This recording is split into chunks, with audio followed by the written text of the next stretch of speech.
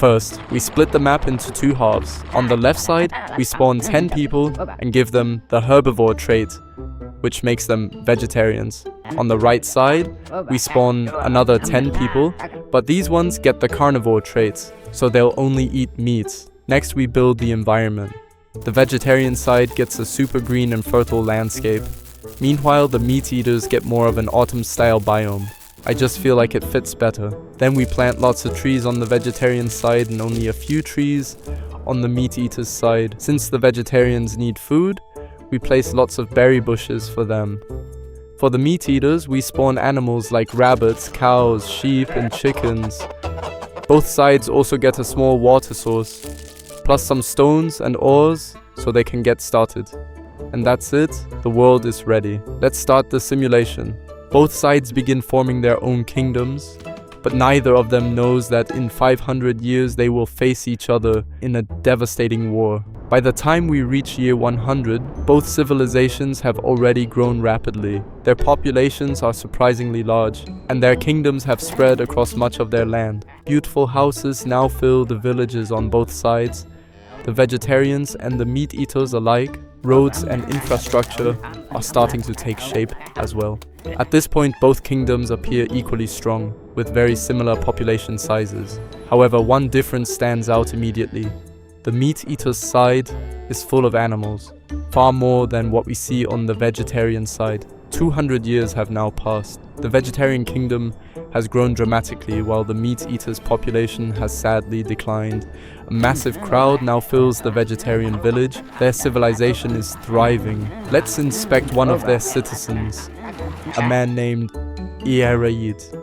And something about his equipment is strange. His armor is made of leather, but leather comes from animals, so why would someone from a vegetarian society wear it? It's a strange contradiction. Meanwhile, the meat eater's kingdom looks far less populated. Their village feels almost empty by comparison, yet their equipment appears much stronger and more advanced. If they want to win the war in the future, they'll need to make a comeback soon. The year is now 300, and the world has entered the Age of Wonders.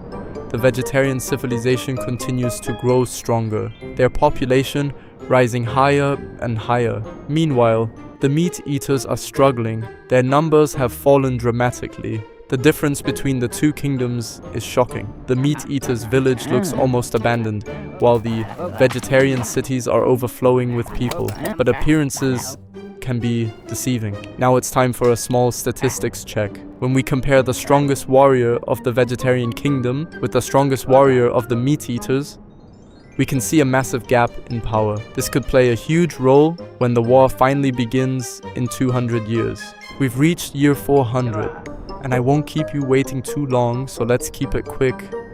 The vegetarians have grown even bigger in population, but the meat eaters seem to be making a bit of a comeback. The big question now is, can they actually compete with the power of the vegetarians? The year 500 has finally arrived, the moment of war. But the numbers tell a brutal story. The vegetarian kingdom stands with nearly 2,000 citizens, while the meat eaters have only 50 warriors left. Opening the wall now would send them straight into certain death. But the question is not whether they will lose. The question is how much damage they can cause before they fall. The gates open. The meat eaters strike first, charging forward and claiming several kills immediately. For a moment they hold their ground, they fight with everything they have. But then the vegetarian army arrives in overwhelming numbers, and the battlefield turns into chaos. In the end, the war is over.